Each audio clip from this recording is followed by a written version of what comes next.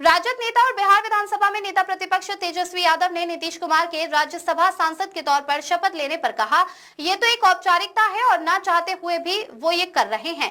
उन पर दबाव है। हमने चुनाव में पहले ही कहा था कि उनको नहीं रहने दिया जाएगा। सवाल ये है कि इतने बड़े जनादेश के बाद भी सरकार में परिवर्तन आखिर क्यों किया जा रहा है। बिहार की स्थिति बद से बदतर होती जा रही है। लोग परेशान हैं। इन लोगों की केवल कुर्सी पर बने रहने की मंशा है। ये केवल बिहार को बदनाम और बर्बाद कर रहे हैं। अरे तो ऐसा कौन सा प्रधानमंत्री का ले लिए?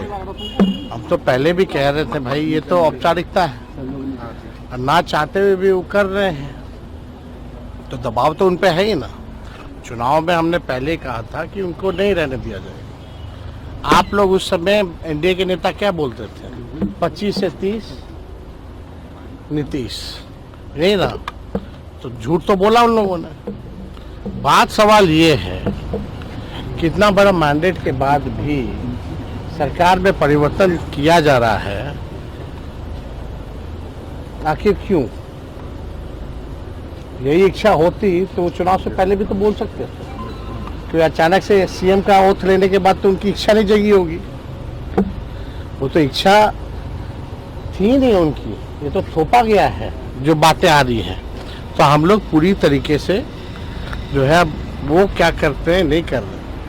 लेकिन असली सवाल है कि भाई बिहार की स्थिति क्या है। बिहार की स्थिति आप समझ जाइए कितना बद से बदतर होता जा रहा है। कानून व्यवस्था हो, चिकित्सा का हो, शिक्षा का हो, किसानों का हो, गरीबी का हो या महंगाई का हो या पलायन का हो, लोग परेशान हैं कि नहीं? आप समझ रहे हैं कितने बड़े तादाद में लोग जो है बाहर रहने वाले जो मजदूर हैं, जो पलायन कर रहे हैं, तो वापस आ रहे हैं बिहार।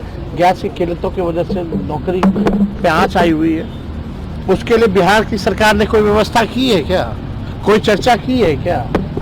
कोई व्यवस्था नहीं, कोई चर्चा नहीं। तो इन लोगों का तो केवल काम ही है बस भाड़ में जाए बिहार, लेकिन अपना कुर्सी पर बने रहे।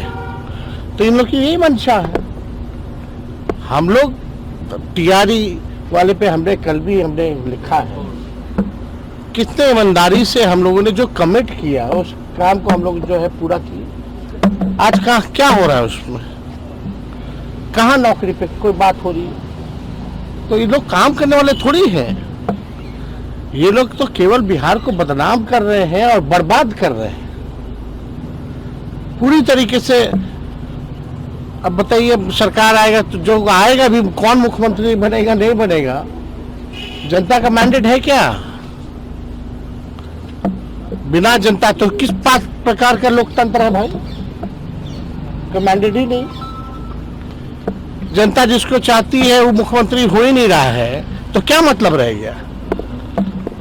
तो अब जो भी बनेगा वो दिल्ली से सरकार चलेगी। एक सवाल है